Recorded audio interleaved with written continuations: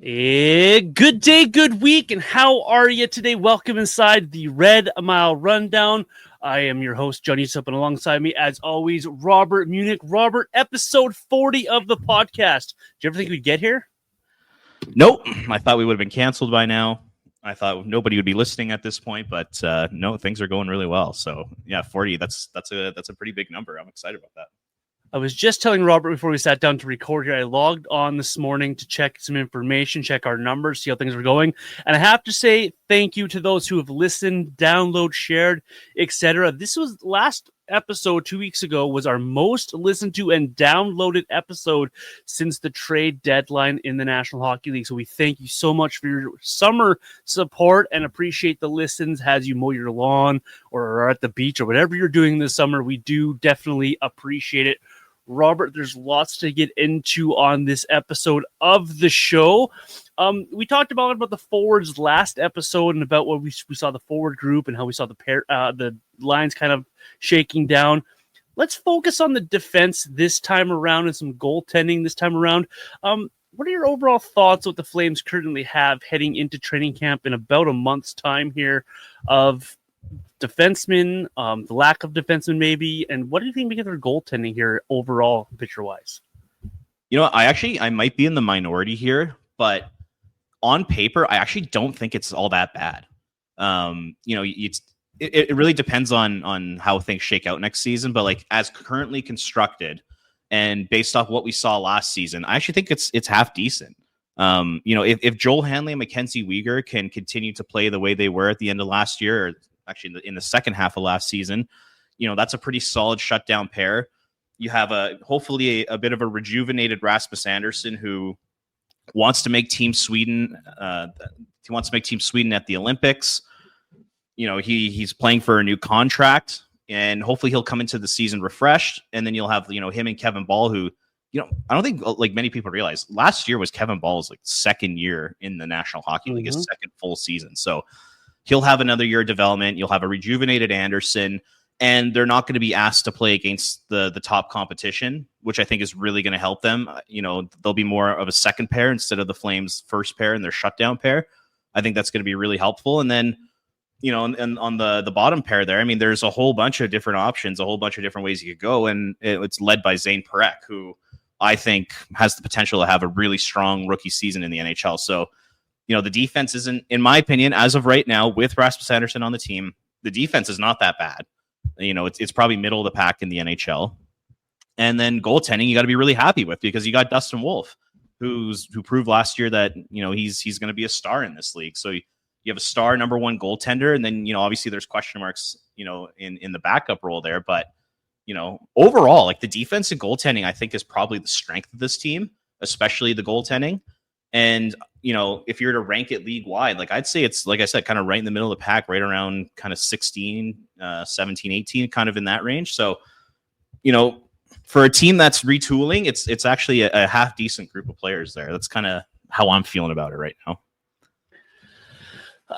I'm with you to a point. And when everyone's healthy and if they don't trade Rasmus Andersson, on paper, this is a workable NHL blue line. With a chance for Zayne Parehk to work his way into the mix, a chance for maybe a younger player like a Solovyov or Kuznetsov to work their way into the mix. But the top four, like you really want to focus on that top four. You've got Weegar and Hanley. It's not the sexiest name, Hanley, out there. He's not the sexiest player, doesn't play the greatest style, but he plays that style that allows Weegar to play his game, so that makes a very effective pairing. And then you've got Ball and Andersson, who people will always go back to the plus minus for Andersson last year and the struggles of Andersson last year. And I get it because we've done it on the show as well here. But when he's paired with Ball and those guys were both healthy, they weren't that bad. Like Ball, I think, will grow here in his third season in the National Hockey League. Andersson, like you mentioned, should be rejuvenated and healthy. So that should be for a good season. And when you have a strong top four that allows you to use your third pairing in different ways, whether that's getting Zayne Parehk some games, whether that's putting Paul Hall on the left side, seeing if he can play with a guy like Parehk, whether that's putting Solovyov in with someone to see if he can fill a role. You can do other things with your third pairing if you have a strong top four. So on paper, when healthy, Yeah, I'm with you there, Robert. I really wonder about an Andersson trade, which we'll get into in a second here. And I really wonder what happens if there's just one injury on that blue line, which again, we can get into on the show here today.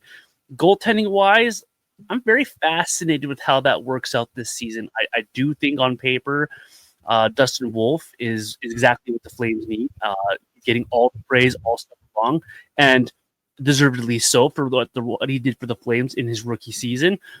Can he repeat that will be a big question. I think we got two guys that can back up Dustin Wolf that I think both have the potential to maybe even be better than we think they can be and provide some more stability than we think the Flames can get back there. A lot of people are they're wondering what Devin Cooley actually is at the NHL level here, and I think we might find out what he actually is. Will it be Dan Vladar level? One can hope that it's that at a minimum, but we'll see how that plays out as well. I'm going to leave it up to you, Robert. Which way do you want to go here? Do we want to go with Zayne Parehk here conversation, or do you want to start off with the Rasmus Andersson conversation? Why don't we go Andersson? All right, let's do it. Rasmus Andersson, of course, for me is still the biggest storyline for the Flames going into training camp. When do they trade him? If they trade him, does he actually end up signing a contract extension? As of right now, here in the early bits of August, where do you see the Rasmus Andersson situation going, Robert? And how would you feel about Rasmus Andersson being in camp now, making this roster, and being on this team to start the season? Where are you at with all that? You know what? I mean, in an ideal world, I think if the Flames can move out Andersson before the start of training camp, I really think that's the best way to go about it. I don't think this Flames team needs that distraction this season. You know, we saw it in the 22-23, 23-24 seasons that, you know, there were a lot of distractions around the team. You know, they always talk about that dark cloud, you know, all that kind of stuff. You don't want that. Like, I thought last season that the energy around the team and the vibes around the team, they were really good. And I think it was one of the reasons why they had so much success on the ice and got to 96 points. And I think you want to keep that going. And a big reason why the vibes were so good last year is because every single player on that team was 100% committed to being a Calgary Flame that year. There wasn't one player who was on the trade block. There wasn't one player who asked for a trade. There wasn't anything like that. Everyone was super committed and ready to go from the very beginning of the season. And I think it's one of the reasons why they played so well. And I think you want that same thing heading into next year. And I mentioned it before in the podcast, but like, I don't think Rasmus Andersson, the human, is going to be a distraction at all. I think the guy's a pro. He's well respected in that locker room. He's a leader in that locker room. He's not going to make a big fuss about it. It's just like the storyline in general. And it's going to be the media speculation. It's going to be the fans. It's going to be social media. There's going to be so many things that pop up during the year about Rasmus Andersson. Like, you know, what happens if he gets hurt, or what happens if his play is at a similar level to it as it was last year. All of a sudden, the noise around that whole situation is going to get really loud. And there's going to be a lot of pressure on the Flames to do something about it. So in an ideal world, I think you want to avoid that entirely. So moving him, I think, makes the most sense. But one of the issues that the Flames, I think, are running into is that because of their plan of, you know, they want to make the playoffs, they want to do everything they can to get in and be competitive. I wonder if that's maybe getting in the way a little bit of them getting more aggressive on the Andersson trade front. Because, you know, Andersson, he's if he plays up to his potential, he's easily the second best defenseman on the team. Easy. And, you know, if they do want to make a run at a playoff spot, which is what their goal is, they're going to need him. I mean, if you trade Rasmus Andersson, you don't get anything back for him. You know, the defense all of a sudden goes from being kind of middle of the pack to being in the bottom third of the NHL. So it's once again one of the reasons why going with this retool and prioritizing winning now might get in the way of some futures-based decision-making. So, yeah, man, overall, like, I think you want to get it done before training camp, but the way it feels right now and all that, like my prediction is that Andersson's going to be here in training camp. He's going to start the season in Calgary. That's where I see things going right now. Because of what you just mentioned, I think the Flames have missed an opportunity. I really do. Yeah. I'm not saying that it should have been at the draft. I'm not saying it should have been July 1st. I'm not saying any of that stuff. But I think the Flames have missed an opportunity already to have jumped on this and got ahead of it, because I'm with you. Rasmus Andersson, the human, he's going to be in here. He's going to be professional. He likes being in Calgary. He likes the team. He's got a good relationship with Conroy and the coaching staff. And he's motivated to do a few of things personally on his radar, like making Team Sweden at the Olympics. So he's going to be in here. He's going to be motivated. But like you mentioned, that dark cloud of will they trade Rasmus Andersson is just looming large. And I think the Flames have missed the opportunity because now they're putting themselves in a situation where he is going to come to camp. I fully believe he is. I don't believe Eric Francis when he says he'll be traded by September 1st. I just don't believe it because I've seen this play out in front of our eyes here. They've missed so many different ways and quote unquote deadlines that they could have moved him already at. I think he's going to come to camp, and I think the Flames are putting themselves in a dangerous situation with Rasmus Andersson being in Calgary with the injury concerns that could pop up. And the big one for me, and the one we've seen play out more than once in Calgary, is no contract, trade deadline, but your team's in a playoff spot or 1 point away from a playoff spot type of situation. Worst case scenario playing out. And what has the Flames done in the past? They keep these guys and they go for the playoffs because that's the mandate coming down from on high is make the playoffs, be a playoff team. And so if you're going to move on from Rasmus Andersson, you've got to do it now. Why tempt fate? Why put him even in camp? And it's nothing against Rasmus Andersson. I love Rasmus Andersson. I want him on the Flames. I'd love to see him stay for a few more years to help his team to the next level of being a competitive hockey team. But if he's not going to be here long term and you're going to trade this guy, why bring him to camp? I understand that you want to, maximize his value. You want to have the hammer when it comes down to being a trade and the value, but at the same time, you're pinning yourself into another different corner. So which problem do you want to take on if you're the Calgary Flames? And I think they've missed the opportunity to get max value for the player. Now people know they're going to trade this guy. Are they going to get the package you want? Probably not. And I know going to the trade deadline, those packages could change, but then you come into the other side, like I just mentioned. What happens if you're in a playoff spot? What happens if Rasmus Andersson is healthy and you're in a playoff spot? Are you really trading that guy? And I know what they've said, and I know what Conroy has out there in the ether of he's going to make sure that they're not going to lose a player for nothing. But I also know the other side of it. I've also seen the other side of it, and I also know how this owner works. So I think the Flames missed an opportunity here, and I know Rasmus is going to be professional, but I really wonder what that's going to do to the Flames here as we head towards training camp as well. Yeah, it's a super interesting situation, and like I said, I think the one thing that really concerns me is just if Rasmus, like you said, if he gets injured or if his play is not up to the level that we expect it to be, man, it's going to get loud around this fan base. Like this fan base is going to be pissed off, and there's going to be a ton of noise on social media. There'll be a ton of negativity on social media, and like if you're the Flames, I just don't know if you want to deal with that. And I guess, if you're Craig Conroy, I mean, this whole situation, what you're hoping happens is that Andersson starts next season and looks like the guy that we saw from 2019 to 2023. Like that's the guy that you're hoping comes out and he's at least playing at like a 50-point pace, and he's scoring goals, and he's playing well defensively, and he's playing big minutes, and he's winning those minutes. That's the most important thing, unlike last season.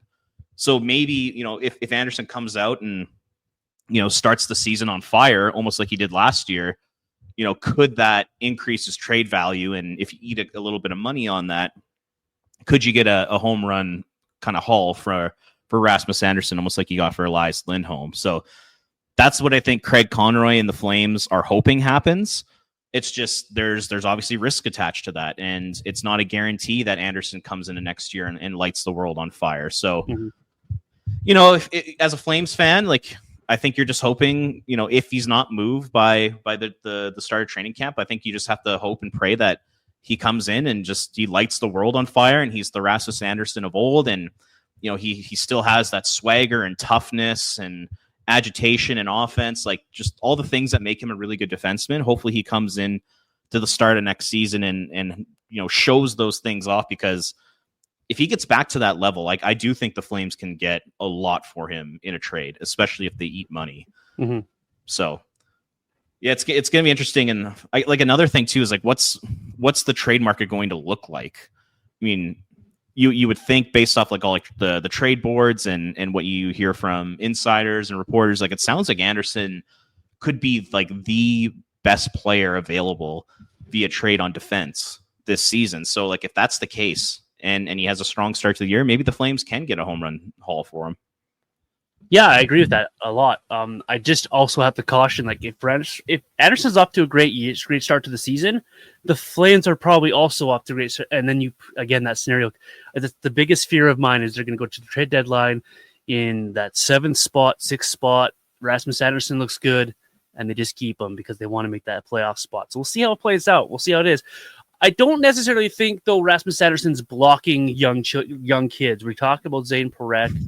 Zayne Parehk gets a lot of attention, justly so. Probably the Flames' best prospect they've seen in a long time. Skater-wise, we'll leave Duston Wolf out of that conversation. He's highly touted. He's been at training camps for Team Canada. A lot of people expect him to step into the National Hockey League right away here and have success. I've even had people I've read online, and take it for what you will.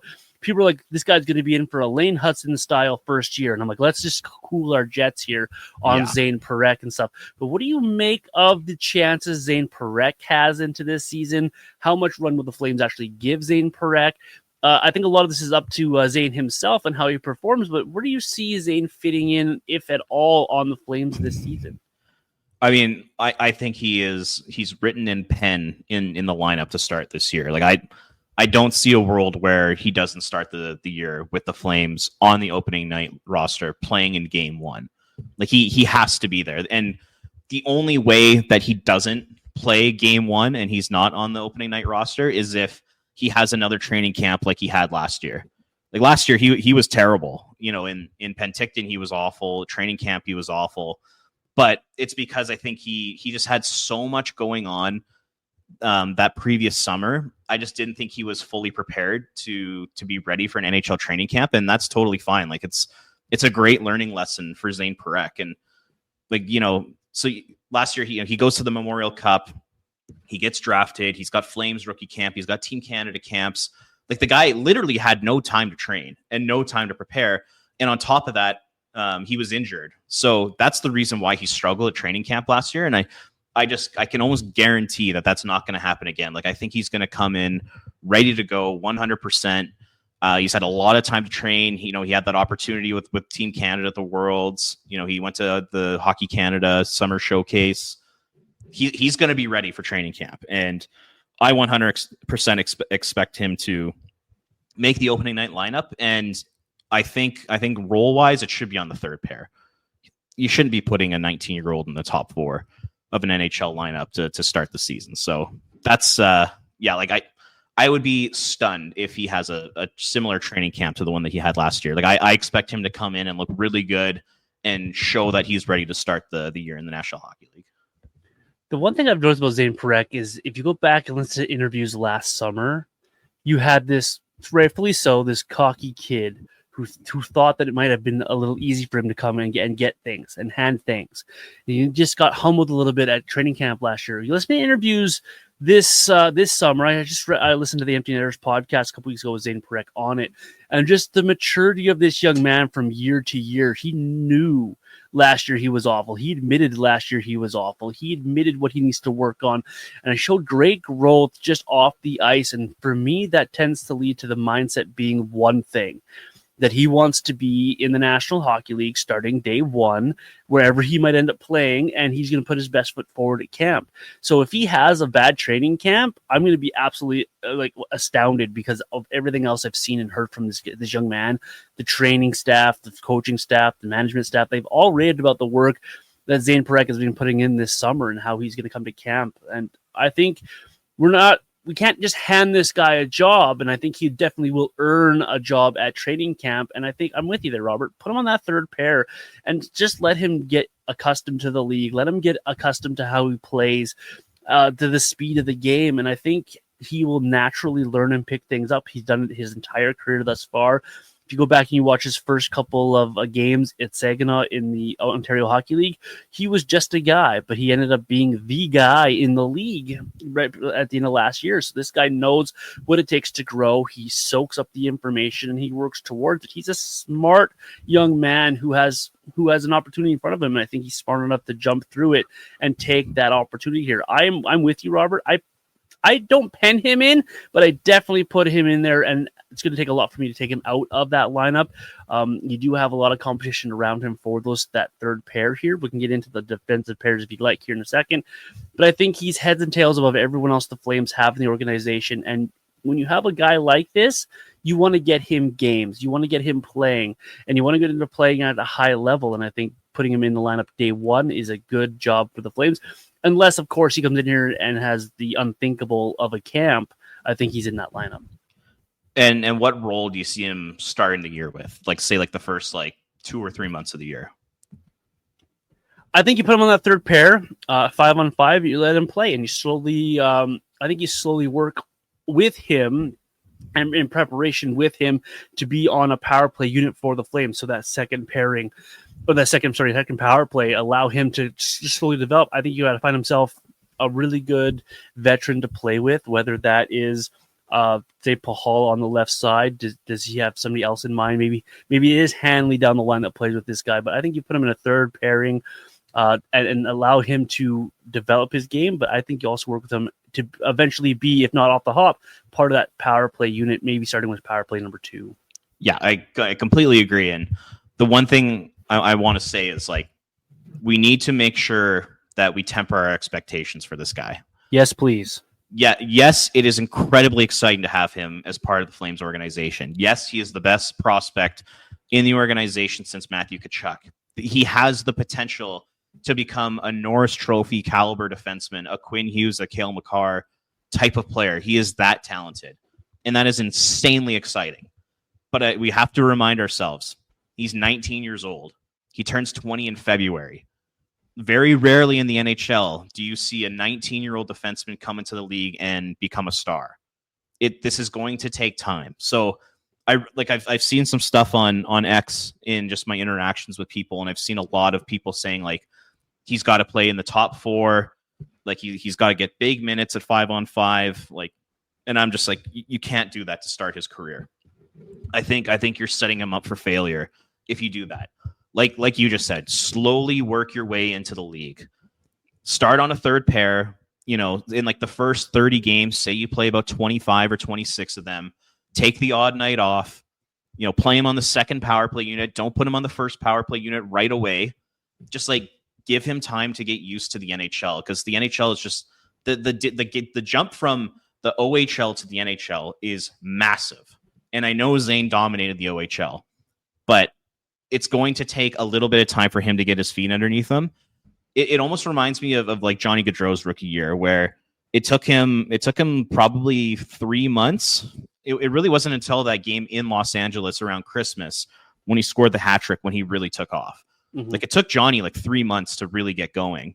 And I could see the same thing kind of happening here with Zayne. So I'm totally with you. Start him on the third pair, shelter his minutes of 5-on-5, put him on this quarterback, the second power play unit, and just slowly work your way into the league. And then, if December, January, or February rolls around and he's showing that he can handle more minutes, he can handle more responsibility, then give it to him. And that's awesome. And give him the quarterback spot on the first power play unit. Give him maybe some top 4 minutes, especially after you trade Rasmus Andersson. That's totally fine. But to start next year, just be cautious, be careful. There's really no need to throw him into the fire and throw him into the deep end and it's sink or swim. Just let him get used to the game. So I really hope people don't have these crazy expectations for him in his rookie campaign. I always look at those conversations with people that want to give Zayne Parehk all the minutes off the hop right off the bat, and I always ask them why. And they never have a good explanation for him coming back. The Flames start against the Oilers, against the Canucks, then the Blues, then the Golden Knights, then the Mammoth, then the Golden Knights again, then the Jets, Canadians, Jets, and Rangers and Maple Leafs. You're talking October starts off with a massive bang. A couple of huge divisional games, You got a couple of games against the Jets, who are a tough opponent. You're never, you don't fare well in Vegas a lot of times. So the Flames are jumping off here with a very strong schedule. Do you really want to throw a kid in there who has one meaningless NHL game under his belt to top 4 minutes against those type of players? Talk about baptism by fire. There's nothing wrong with easing a player into the National Hockey League. You've just mentioned the Johnny Gaudreau situation. It's a great example of it. Sean Monahan started the National Hockey League. He was third-line center, and it took him a year and a half to work his way up to being in a top 6 and a top-line role with the Flames. It's nothing wrong with letting these guys explore and get acclimated with their roles in the National Hockey League and then slowly build them up and give them more minutes. I like what you said there, Robert. Let's keep these expectations at an Earth level. There's no need to put this guy on Jupiter and give him all of the minutes, all of the time, all the expectations. He very well may end up winning the Calder Trophy next year, being that good, but he also could be a guy who just played 12 minutes a night for the Flames. Both situations can happen next year. There might even be a situation where he doesn't play for a stretch of games because he just wasn't up to par, wasn't good enough, and he needs a bit of a break. That also can happen. We've seen that happen in the past. So Zayne Parehk has everything in front of him. He'll have every opportunity to be a good hockey player, but there's no sense in overloading a guy just because you like him and it worked on NHL 25. This isn't a video game. It doesn't work that way. And so easing a guy in like Zayne Parehk is, I think, the best way of going about things, because it just helps players develop. It really, really does. Very seldom do you get a guy that steps in there and has the Lane Hudson type of season. It doesn't happen all that often. Also, Lane Hudson's like 4 years older than Zayne Parehk too. Like Hudson came into the league older. Quinn Hughes came into the league older. Cale Makar came into the league older. Like all those guys were 20, 21, or 22 years old in their first NHL season. Parehk's 19. So once again, we're not saying Parehk's not going to have a good year. Like you just said, for all we know, he could win the damn Calder. I think we're just saying for at least the first couple months of the season, just set him up for success and let him slowly work his way into it, because there's no need to ruin the kid's confidence, by throwing him in a top 4 role and playing against some of the best competition in the NHL right away. Sometimes it takes a little bit of time. So, like, we're both massive fans of the player. Like, I legitimately think he could be on like the same level as a Quinn Hughes and Cale Makar. Like, I think he is that talented. So the future is incredibly bright, and it's super exciting to have him, as part of the Flames organization. Yeah, I'm with you right there. I can't wait to see what he brings to the National League level. Let's stick on the rookie conversation, Robert. Is there another guy that you think can make the jump for the Flames? And maybe even a better question is there room for another guy to make the jump? Is there room for a Solovyov? Is there room for a Kuznetsov or Brstavich if he surprises at camp? Do you see anyone being able to make that jump? And is there even a spot for that person if they can make the jump? Yeah, I mean, there's definitely a spot available on the left side. No doubt about that. The left side of the Flames defense is not great. It's not all that deep. So a Yan Kuznetsov or Ilya Solovyov, maybe even Artem Grushnikov if he has an incredible training camp. One of those three guys could definitely get a spot on the left side on a third pairing. The only issue that I think you run into is, like, do you want to roll out a Solovyov and Parehk pairing? Like, I mean, there's a lot of inexperience there. Mm-hmm. That's kind of the one question I have. So definitely, there's definitely a spot to be earned on the left side. On the right, if Rasmus Andersson is still with the team in training camp, I don't think there's a spot for Brstavich. I think you're more than happy to put him back in the American Hockey League and let him continue to grow and develop. So, the right side, it's a logjam there. And, on the right, you got Mackenzie Weegar, Rasmus Andersson, Zayne Parehk, Braden Pahal, and then you also have Miromanov.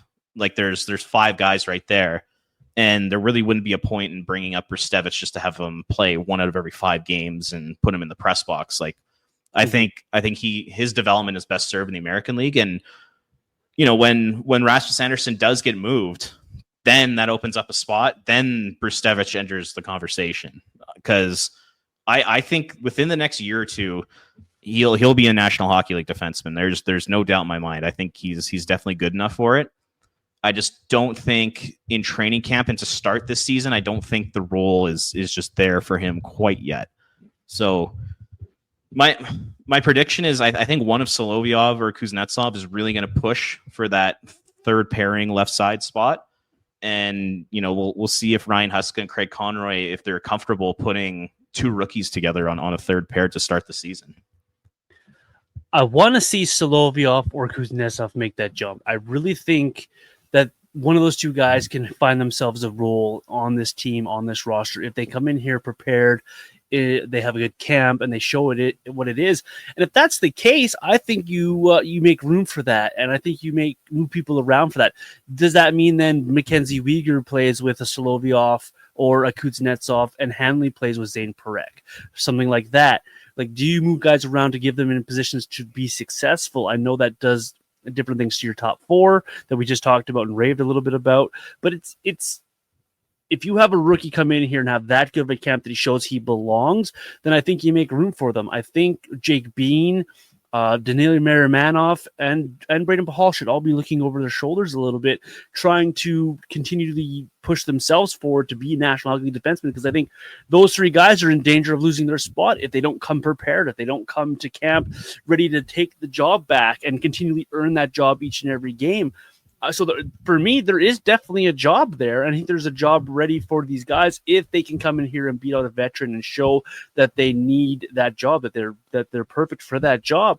And I think if that happens, I think the Flames will make room for those guys.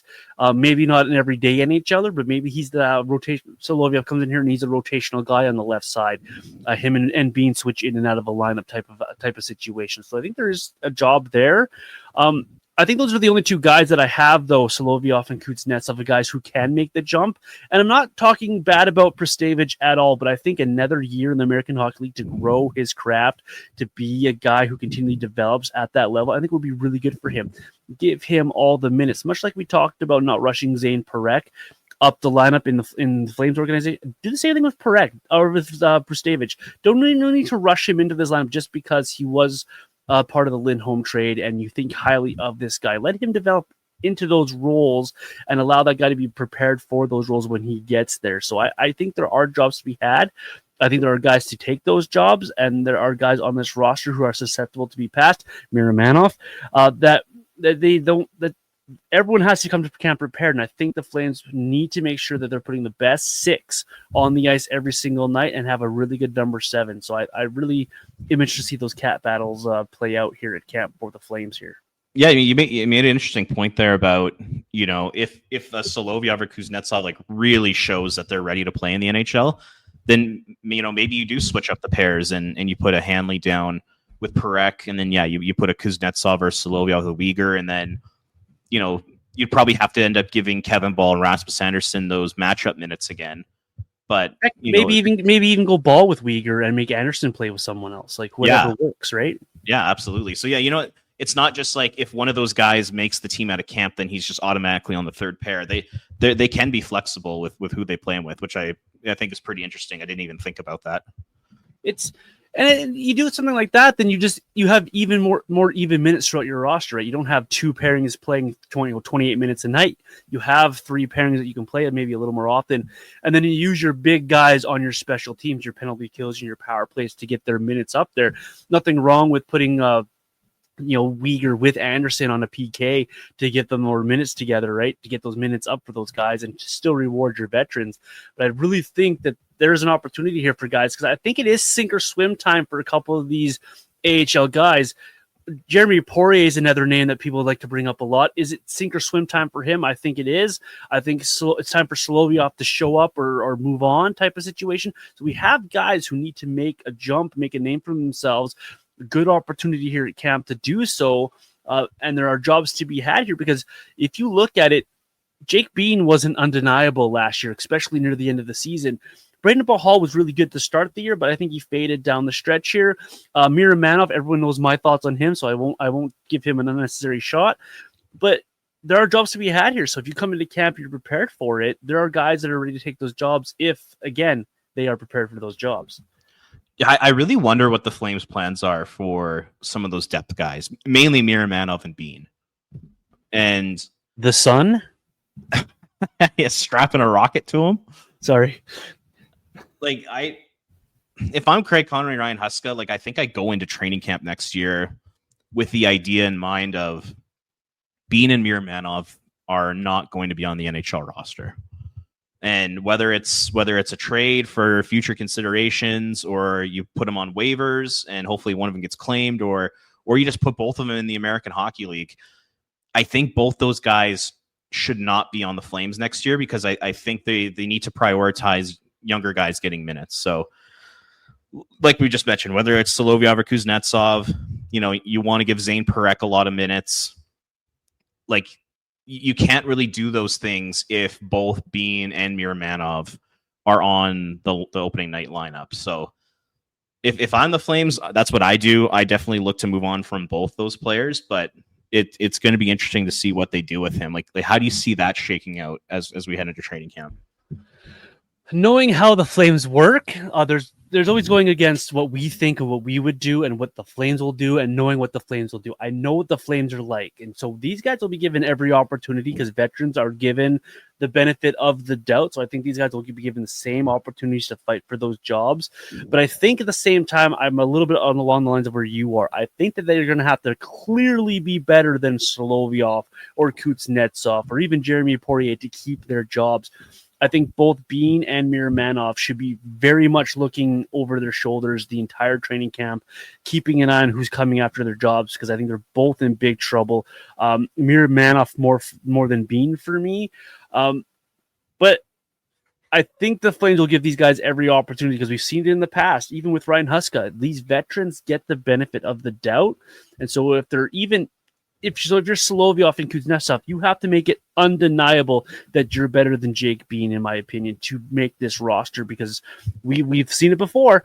They've always played the veteran over the young kid, and people say that's a Sutter thing. It's not a Sutter thing. It's a Flames thing. They've done it for years. They've done it for decades. They've always played the veteran over the kid if it's close. Be undeniable. And so I think Jake Bean has to worry a little bit. Denis Miromanov has to worry a little bit. And Pahal, to an extent, might end up being the seventh guy, and that's okay because he can rotate into that third pairing if need be, and it's a good 7 to have, I think. But these guys will be getting every opportunity at camp, so take advantage of it. So whoever may the best defenseman win, and I think the other guys are just going to find themselves on waivers and back in the American Hockey League. Yeah, I think your read on the situation is right. If Kuznetsov and Solovyov play at the same level as Jake Bean, I think you're right. I think they'll probably end up keeping Bean on the NHL roster and letting Solovyov and Kuznetsov continue to develop. But like if I hate. I was just going to say, if it were up to me, even if Kuznetsov and Solovyov are playing at the same level as a Jake Bean, I'm choosing one of those guys over Bean, because I still think that there's more upside to those two younger players than Bean. Jake Bean is what he is at the NHL level. He's a depth defenseman. He's a half decent puck mover. An average skater. Like he's one of those guys that you can just plug into a lineup and not really have to worry about all that much if he's a number 6. But like, don't you want more than that? And I do. I think Kuznetsov and Solovyov, if they continue to grow and they continue to develop, I actually think they could bring more to the lineup than that. They're bigger, they're stronger than Jake Bean. They could be more physical. I think there's more defensive upside to their games than with Jake Bean. Offensively, I think Bean probably has the edge on those two guys, but I just think from like a defensive perspective, even like on special teams with the penalty kill, like I think Solovyov and Kuznetsov could be really solid NHL players one day. So I'd like to see them get the chance over a guy like Bean, and we'll see if it happens. Like you said, the Flames, they do like their veteran players, and with their strategy of wanting to remain competitive and make the playoffs, sometimes that allows them to make decisions, some short-term decisions and keeping veteran players around instead of trying to put in rookies in the lineup, because they do want to win hockey games. And hopefully that doesn't get in the way of some of these rookies.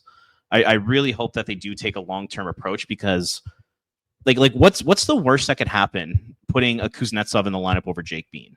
He could be Jake Bean. He could be Jake Bean, or maybe he falters and he just shows he's not an NHL player. Big whoop. At least you find out if you got something Kuznetsov or not. So just make that change. Give Solovyov, give Kuznetsov a chance to play in the NHL this year. Like last year, those guys didn't even play, did they? Did either one of them get a game? I can't remember off the top of my head. I really can't. I'm gonna look it up quickly. I think Kuznetsov got called up, but I don't think he ever played. But like that can't happen again, right? Like the Flames like to take this approach to that bottom pairing of what's the floor, and they know what the floor of Bean is. They know what the floor of Miromanov is. Why not bet on the ceiling? Because I think the ceiling for a Kuznetsov is higher than any of those guys we've talked about. I think it's higher than Pahal, higher than Bean, higher than Miromanov. I think Kuznetsov's a better defenseman all around than Solovyov, all due respect. I think he's a better defenseman than Poirier is. I think of all these guys that could take the jump and take a job there, I think Kuznetsov has a leg up.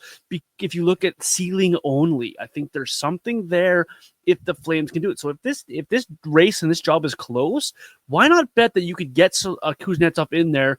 The floor is going to be what Jake Bean provides for you, but the ceiling could be more. The ceiling could be someone who maybe ends up playing with Mackenzie Weegar on a second pairing, and you'd have money found, gold found. Now, of course, the other end can be true as well. He could falter and be awful, but I think it's time for the Flames to start betting on a few ceilings rather than going with what they know of the floor of hockey players are. Yeah, and especially defensively. Like, I really think that there's a decent ceiling there defensively with those players. Offensively, I don't think they're going to provide much, but I do think these guys are really good defensive players. Yeah, no, it's totally fine. You got guys. Parek's going to provide offense. Anderson, if he's around, will provide offense. Weird can provide offense. Rustevich in the future. So you have those guys.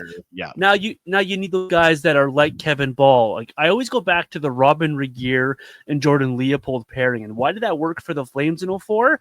One guy was offense, provided it. The other guy was that steady presence behind him, and they worked well together. You build pairs, not saying you're going to have 3 Robin Regiers on this roster, but why not try to find these guys with the ceiling to defend at a higher level than what you're settling for with Bean and Miromanov? Yeah, couldn't agree more. And by the way, Ilya Solovyov played 5 games last year. Kuznetsov played 0. Those must have been early in the year then, those games. It was in February, end of February. Well, I guess my read was well off. Remember, like the Washington, Tampa, Florida, Carolina trip. Remember they went into Washington and won. He was playing around then. Right. After the Four Nations break. That's right. I completely forgot about that. Now that you've jogged my memory with actually looking up facts rather than us spearheading off top of our heads, I do remember that. And Solovyov was fine, but again, he wasn't undeniable. So what did they do? Right back to the veteran, right? So. What would be your defensive pairings, Robert? You're going into training camp. Everyone's had a decent training camp. We'll pretend everyone's been good enough. What would be your 6th and 7th defenseman here? What would be your pairings? Okay, so we'll start at the top. So I'll continue with Hanley and Weegar. I thought those guys were fantastic last season. You take a look at all the metrics, your eye test, everything. They were clearly the Flames' best defensive pairing.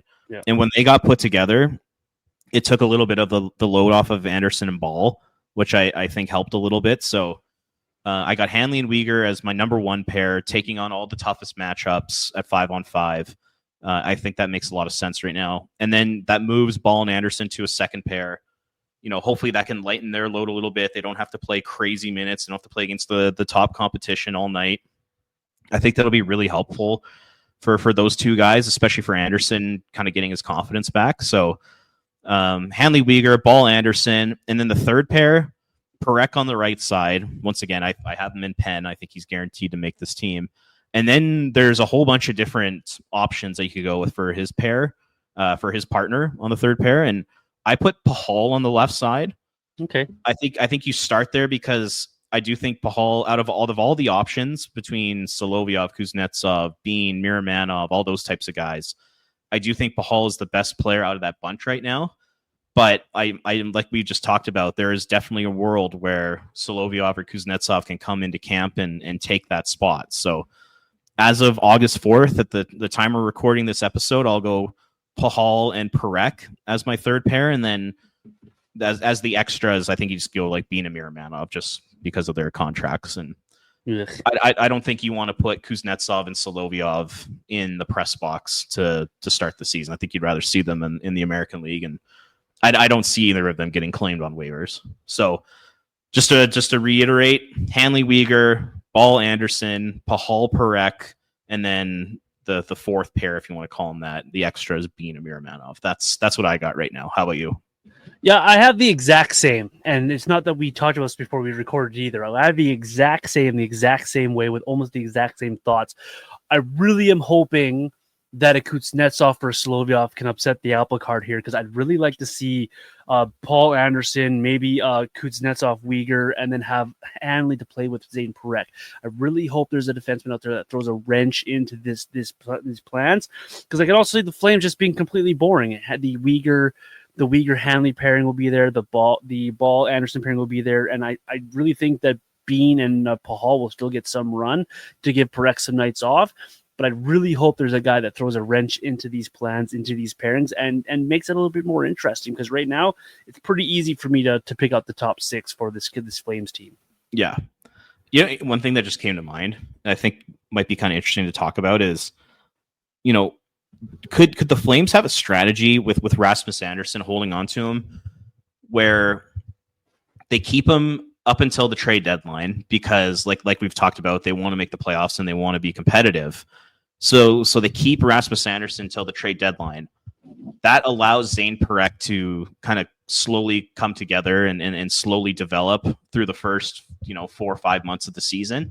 Mm-hmm. And then say they move Rasmus Andersson at the deadline. Do they think that they can now bump up Parehk into the top 4, and all of a sudden their defense really, isn't all that hampered that much because Anderson's gone? Interesting. You know what I'm talking about? Yeah. Could Craig Conroy, could he be telling the media and the fans one thing about, or telling mainly the media, with trading Rasmus Andersson, we're going to do everything we can to move him or whatever. But maybe in his actual heart, he's in his actual plan, it's why don't we keep Andersson on this team for as long as possible? Give us the best chance to win games. Give Zayne Parehk time to get used to the NHL. Then we'll move him at the deadline. Then we'll move Parehk up, and maybe we can acquire another defenseman via trade, either in the Andersson deal or a separate deal, to help boost the group and stay competitive. I wonder if maybe that's kind of something that they've talked about or something they've thought about here. That's an interesting theory. I like it, actually, because we talked about how smart Parek is and how you want to ease him into there. If he shows he's ready, I think that's a great move for the Flames, because then that also can affect what you're looking for in an Andersson pairing. So if Zayne Parehk takes on all these minutes and excels and is everything that the fans think he can be, maybe you look at futures in a Rasmus Andersson trade. And if he's not quite ready, maybe you just look at an NHL filler for right now as part of an Andersson deal or a separate deal here. That's an interesting thought and theory, Robert. I can buy that if that's what the Flames are going to try to do as well. If that's what they're trying to do, that I can get on board with. That I can buy. That is something that I think would benefit Zayne, Andersson, and the Flames at the end of the day, because it allows everyone to be in a spot where they're comfortable with. And then moving on from a player is a little bit easier if you're comfortable with the replacement you can put in. But because if you take Andersson out of this lineup right now, what does your top 4 look like? Yeah, they're screwed. Yeah, it's Uyghur and the boys, like we talked about a few weeks ago. I called it Uyghur and the boys without Andersson. It's Uyghur with a bunch of young guys who haven't really proved themselves or have very low ceilings to this roster. So I like that theory. I kind of hope now that's what Conroy's plan is. Yeah, and obviously they did try to move him. We heard about the trade to LA and Ottawa and all that stuff. But I wonder if in the back of their mind they're if we can't find that massive grand slam home run type of trade for Andersson, we're more than happy keeping him, because it allows Parek to develop on the third pair. And then by the time the deadline rolls around, maybe Parek has shown that he can handle top 4 minutes and he can play on a pair with Kevin Ball, which I think is a really interesting pairing in the future. And then as part of an Andersson deal, say they trade with Dallas as an example, could they get Lee and Bushel back, and then all of a sudden you got Bushel on your third pair playing with a guy like Pahal or something like that, or Brstevich. Then all of a sudden you head into that stretch drive where you're hoping that you're in a playoff spot, you're hoping you're competing for a playoff spot, and it doesn't completely tank your season. This is from their perspective, because I know there's lots of people on Team Tank who want them to lose. But from a Flames perspective, maybe they're thinking, all right, this is probably the best way for us to be competitive throughout the year and then transition Parek into the top 4, but not completely tank our chances this season. I think it's kind of an interesting idea from the Flames' perspective and from that perspective of wanting to be competitive and make the playoffs. Interesting. I like it. I like it a lot. We'll see how that works out at training camp as well. One guy who I don't think has his job in jeopardy is Duston Wolf. What are your expectations for Dustin in the new season? He's going to have a new backup. He's going to have more expectations. The team has more expectations. What do you expect from 32 for the Flames this coming season? It's interesting because I expect him to be even better. And, I don't know if that's possible because he was so good last year. Like we've talked about it a million times. He was the reason why the Flames were in the mix last year. Mm-hmm. But just with like the way his career has progressed over the years and just the way that he's been able to get better every single season, I expect him to continue that. And I expect him to take another step forward in his career.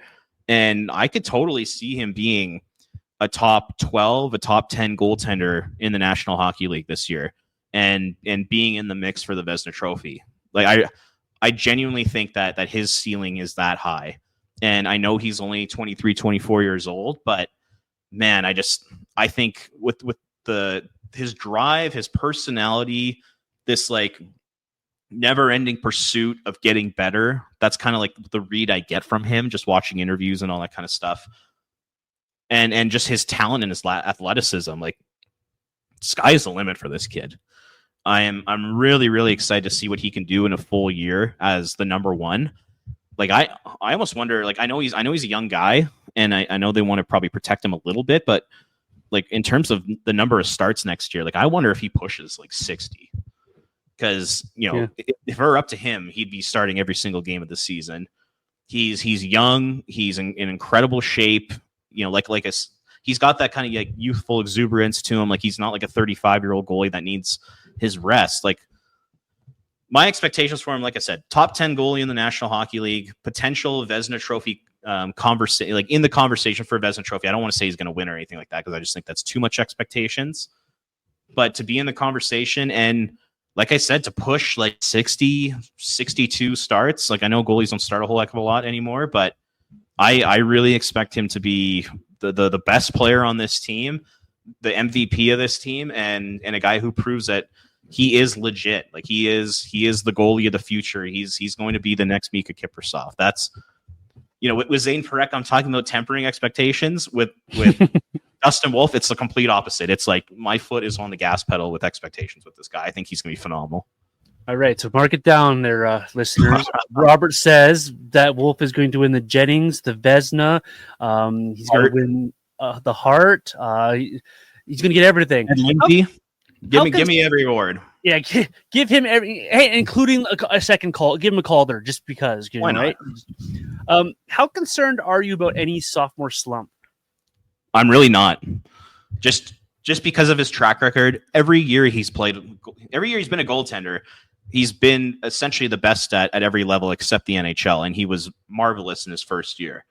So I just don't see a world where that sophomore slump kicks in, and anything can happen. The goaltending position is voodoo. It's just a wild position in professional sports. It's very unpredictable. But I feel like Wolf is as predictable as it can get when it comes to a goaltender. Like, I just think he's so talented. He's so athletic. His movements, his agility, his ability to track pucks and look around screens. Like last year, it wasn't like he got lucky last year. Like last year, like he deserved all those numbers and he deserved all the starts that he got. And man, like I really think that there's not going to be a sophomore slump there, and I do think he's actually going to take another step forward in his development and turning himself into an elite NHL goalie. The sophomore slump doesn't scare me with him. I'm with you because I watched this guy. We watched him with the Wranglers, and yes, it's a different level of hockey. He was actually better in his second year. Won an MVP, if we remember back in that season. Yep. He was also in the Western Hockey League his second year as a starter. He won the most valuable goalie in that league as well in his second year. He's no stranger to expectations, and so the reason why I went at it this way is because I asked you about all your expectations on this guy is because he knows expectations. He knows what it takes. He knows what people expect of him, and he expects it of himself. No matter how big our expectations are for Duston Wolf, I guarantee you that what he's talking about with Jason LaBarbera and the coaching staff are higher expectations than what the Flames have him as. He wants to be in that Vezina Trophy conversation. Not because he thinks he deserves it, is because he thinks he can earn that opportunity, earn those minutes, earn those accolades. And he's done nothing but do it at every level that he's had so far in his young career. I always worry about a sophomore slump, even with goaltenders, especially with goaltenders, because you saw Steve Mason won Rookie of the Year back when he was a Columbus Blue Jacket goaltender, and well, his career plateaued after that. And so you see both examples of both sides of that conversation. So goaltending being voodoo, you always worry about a sophomore slump, but I worry about it a lot less with a guy like Duston Wolf based on what I've seen him do in the past here. And even if he dials it back a little bit, a 2.6 goals against average is pretty good. What if it happens to be 2.8 next year? It's still good. That's still really good for the National Hockey League as a young goaltender. His save percentage was 910 if I read correctly. What if he's only 905? That's still pretty good in today's National Hockey League. And that's still, I think, good enough for the Flames to get where they want to be. If he gives them just what he gave them last year, this team is in a position to accomplish the goals of being the playoff team that they want to be. And so they have the expectations on Duston Wolf to be what he was last year for this team, to be a goaltender that they can turn to no matter what the game, no matter what the situation, and he's going to provide them the best goaltending. We look back on last season, I think you can count on one hand the amount of games you would call a bad game for Duston Wolf. I don't think you get more than 5 if you go back and you honestly look at what he started for last year.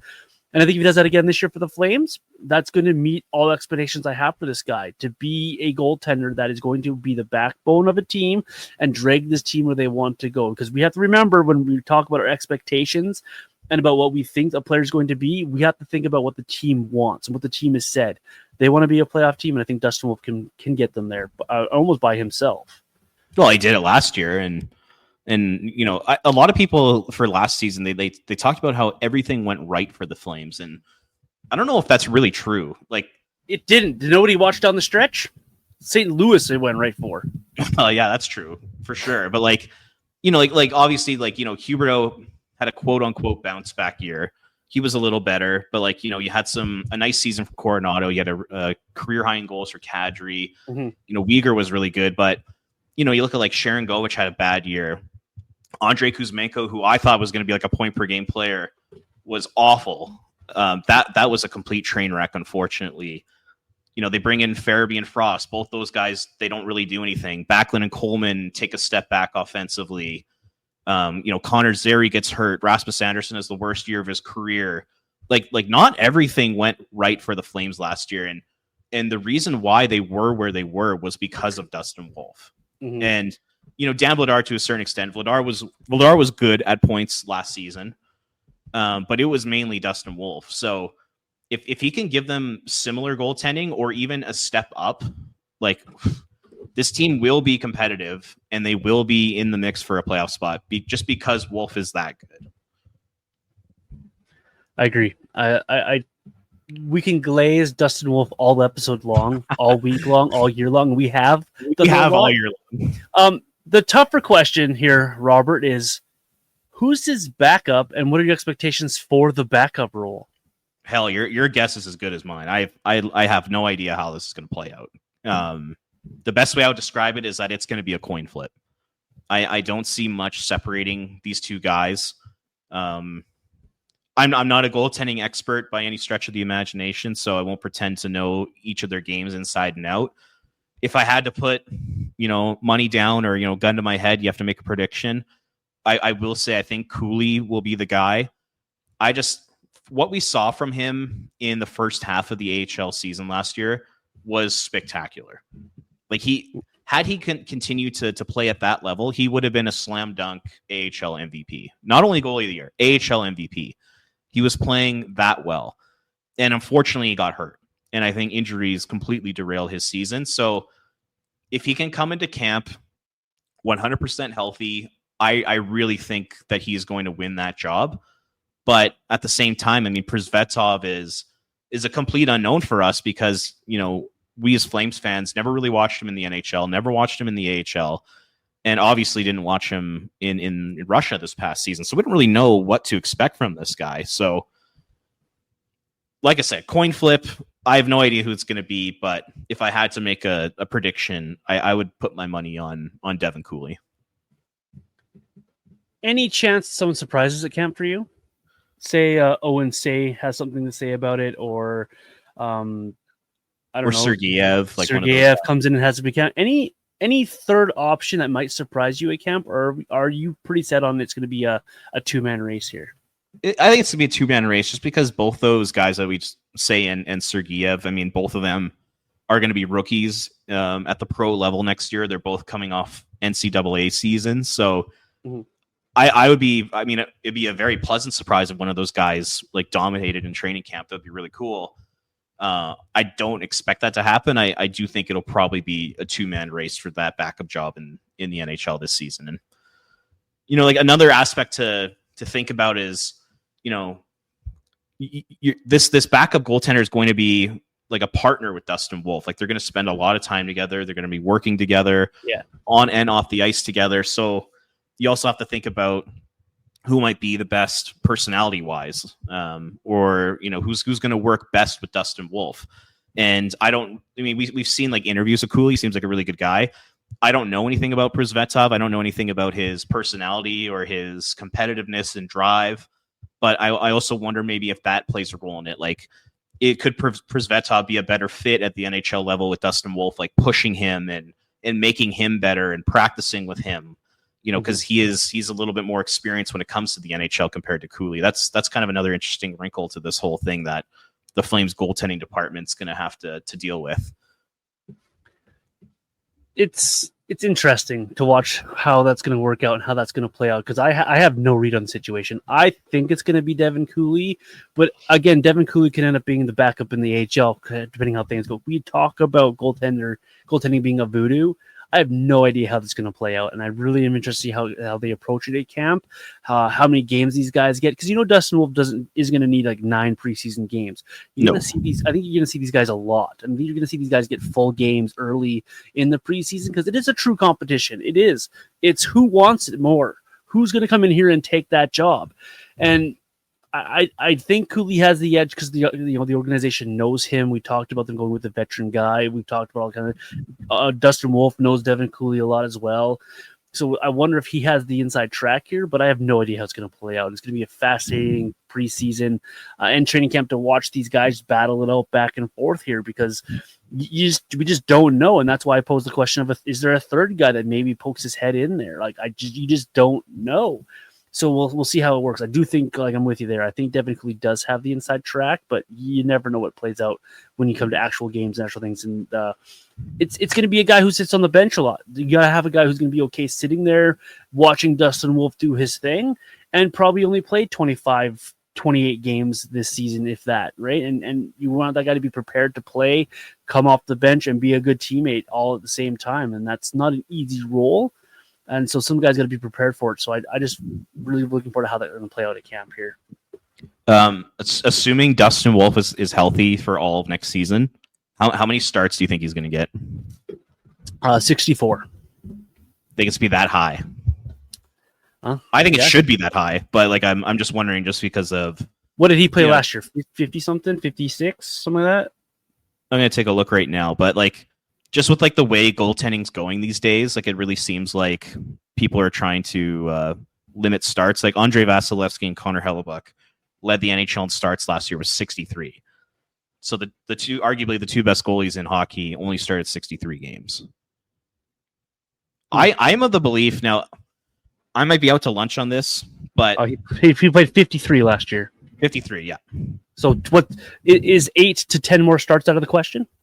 I mean, I don't think so. Like, I'm of the belief that goalies should be playing more, and I might be completely out to lunch on that. Maybe there's some numbers and there's reasoning why their starts have gone back considerably, but like, I see no reason why a guy like Dustin Wolf can't play like 65 to 70 games. I really don't. I know the schedule is pretty compressed and there's a lot of demands, but like guys like Martin Brodeur, when he was winning Stanley Cups, the guy was starting 70 plus games a year. Patrick Waugh, when he was winning Stanley Cups, he's starting 70 plus games a year. Mika Kiprasov had a 5-6 year run where he started 70 games, yeah. 70 plus games in a row. Like, Duston Wolf is the best player on the Calgary Flames right now, and he's our most important player. Why would you sit him? You know, say they target him to play 60 games. Why would you sit him for 22 games? He's your best player. And he's only 24. He's only 24, and like, I get that, you know, like, there's going to be like on back-to-backs. You're not going to want to play him on, you know, back-to-backs. I totally get that. But for like almost every other situation, I'm like, play the hell out of this guy. He is your meal ticket. He is your lottery ticket. He's the guy that's going to get you to the promised land. Play the hell out of him. And like you said, he's 24 years old. There's no reason to think why he can't play 65, 70 games. Like, it would be interesting to hear from like goaltending departments and goalie coaches why they've cut back on the starts so much, and hear if there's like, you know, some data behind it. But I don't see a reason why you have to sit Dustin Wolf for 20 plus games. I think that'd be crazy. Yeah, I'm with you. I think analytics has a lot to do with how goalie coaches approach goalies nowadays. But at the same time, sometimes just playing your best players wins you games. Like, you don't see football subbing out a quarterback because, well, analytics said this, right? You don't see baseball just switching a pitcher in the first inning because analytics, you know, let your guys get you where you need to go. And you want to be a playoff team. Are you better off putting in Sergeyev for a couple of games to get to the playoffs, or are you better running Dustin Wolf out there again? Is it better to have Cooley and Prostetov do back-to-backs rather than play Dustin? No, put Dustin Wolf in there. Play Dustin Wolf. Get your guy in the game. I think if the Flames were good, they'd want their backup goaltender to play 20 or less games. I think that puts you in a good situation. If you're the Flames, because you still give Dustin enough rest on back-to-backs or 3 and 4 night type of situation, 4 games in 6 nights, some weeks. You want to play your guys though, but you also want to give them rest. So I think if you're back up that 18 to 20 game backup role, I think that gives your starter enough time. And then when you come to the playoffs, you're not going to have a guy run out of gas like we've seen Hellebuck run out of gas in the playoffs, or Shishkin running out of gas in the playoffs. I think there's a fine line there between what we're doing here, but I'm with you. Play your guy because he's going to get you where you want to go. If you want to sit on the golf course in early April, then go ahead and play your backup 40 times a night, because I think that's where you're going to end up. Play your guy. I'm with you on that one there, Robert, a lot.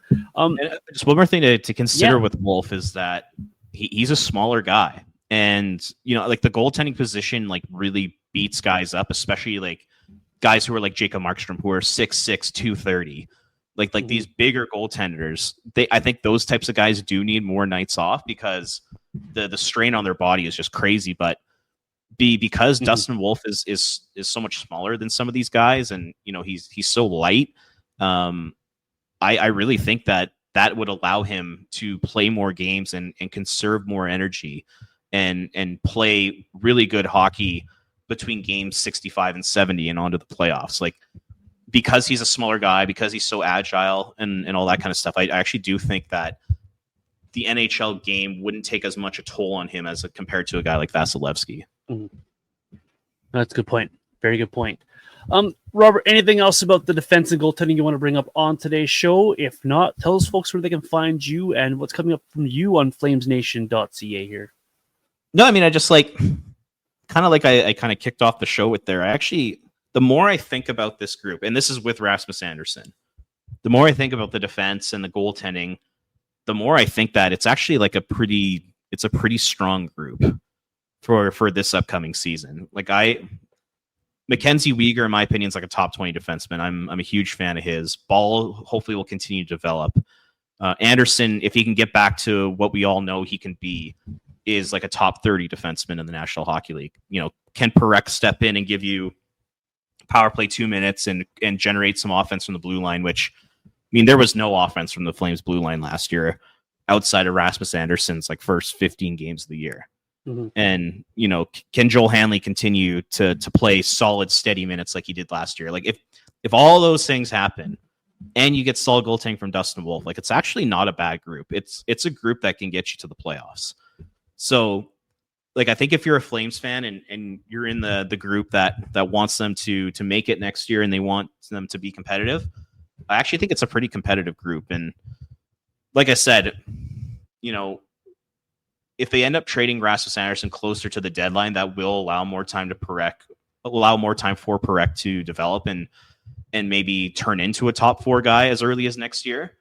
So there's lots to be excited about when it comes to this group of players on the Flames. And then in the prospect pipeline, we didn't really touch on it too much, but like, there is Brestevich coming in, there's Henry Muse coming, and Etienne Morin. Like, there's some other really good players coming up. So, short term and long term, the goaltending and defense is definitely the strength of this team, and there's a lot of exciting pieces here. So I'm pretty excited about that. And yeah, and then follow me on Twitter at Ring of Fire CGY.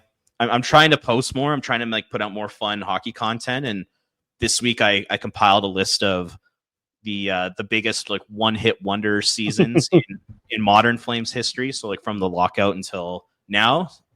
So today was Lance Boma. Remember Lance Boma's 14-15 season?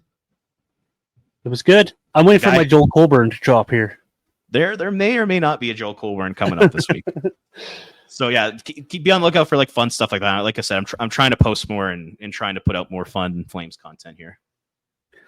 When Robert and I set out to do these summer episodes, we weren't sure of the response we were going to get. So I want to reiterate, thank you to everybody. We sat down to do this episode. I wasn't sure how this conversation with the defense was going to go and the goaltending. There was a lot more storylines than I thought.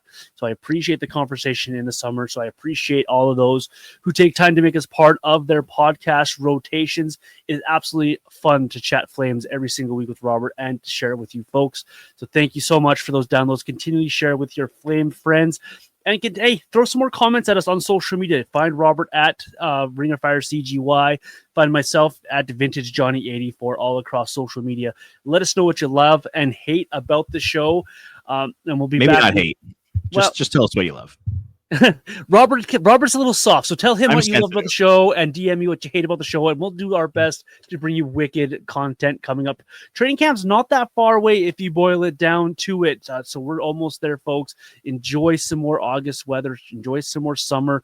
We'll be back with you in a couple of weeks. In the meantime, enjoy whatever you're doing this summer with your family, and do it safely, please, because we want to see you back here for hockey season. On behalf of Robert Munich, I am Johnny Soap. This has been the Red Mile Rundown. We will see you very, very soon.